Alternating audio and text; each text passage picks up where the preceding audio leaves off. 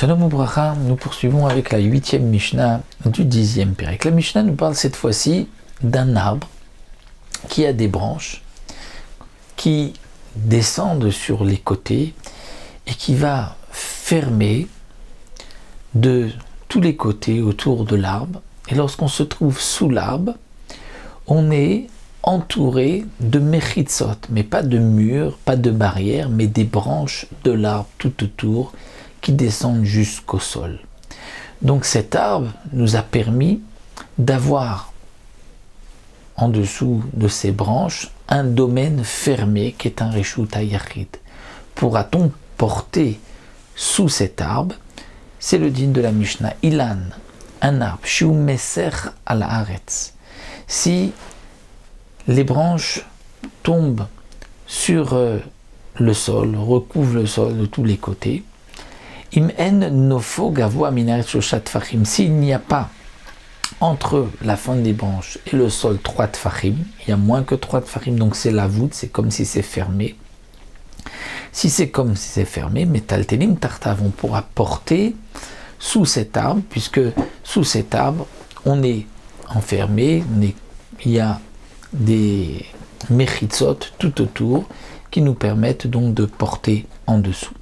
Alors bien sûr, le Barthénora précise qu'il faudra quand même, puisqu'il y a un espace entre ces branches et le sol, moins de 3 tfachim, il faudra le remplir avec de la paille. Et il faudra aussi attacher les branches entre elles pour ne pas qu'avec le vent, les branches vont bouger et vont laisser une ouverture. Puisqu'une mechitza, fermeture, doit être quelque chose qui peut tenir au moins par un vent habituel.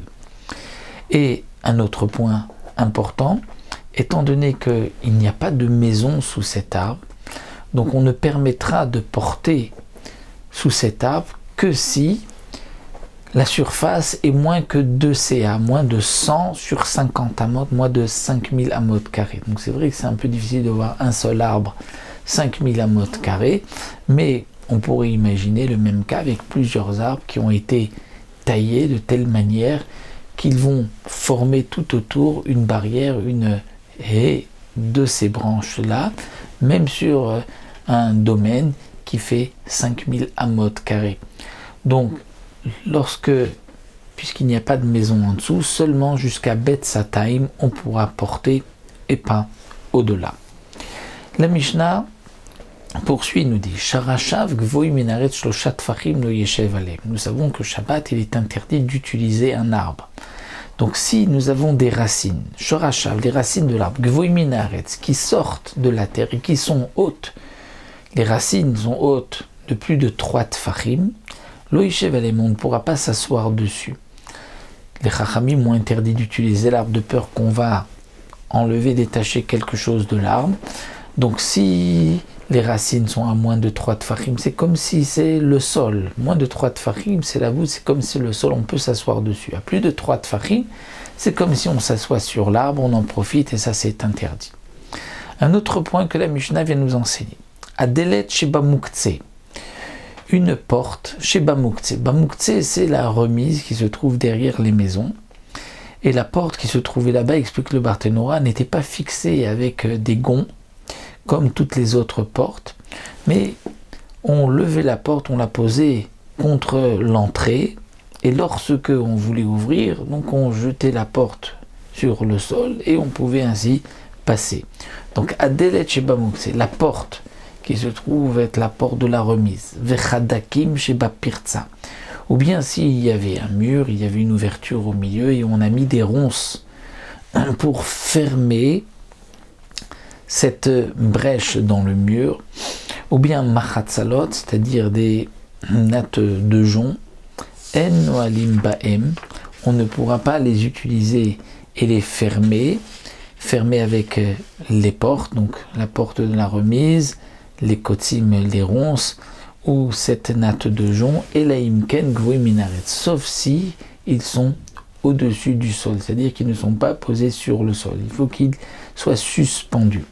C'est-à-dire, comme nous explique le Barthénora, c'est-à-dire, eux, étant donné qu'ils ne sont pas attachés, et qu'ils ne sont pas fixes à l'endroit, donc comme fermeture, comme porte, donc ils n'ont pas vraiment un statut d'une porte que l'on ouvre et qu'on ferme. Lorsqu'on va mettre la porte de la remise, on va la mettre debout, même assez rond, c'est un peu comme une construction, une nouvelle construction, une binia. Donc s'ils sont suspendus, c'est-à-dire qu'ils ne sont pas posés par terre, là on voit bien que ce n'est pas une nouvelle construction, c'est juste quelque chose qu'on avait déplacé momentanément pour pouvoir rentrer, que maintenant on va remettre, on va fermer. Donc ça c'est le din de cette Mishnah. Donc on fait la différence entre une véritable porte qui a des gonds qu'on peut ouvrir et fermer et une autre qui n'a pas de gonds, c'est juste une porte que l'on pousse et que l'on met face à l'entrée, où là, comme nous l'avons vu, ainsi que pour les ronces et la natte de jonc, si ce n'est pas suspendu, si ce n'était pas attaché et un petit peu en l'air au-dessus du sol, alors on ne pourra pas les remettre parce que c'est comme une construction pendant Shabbat. Si c'est attaché, c'est surélevé, ce n'est pas posé par terre, là on pourra, puisqu'on voit bien que c'est quelque chose que l'on remet.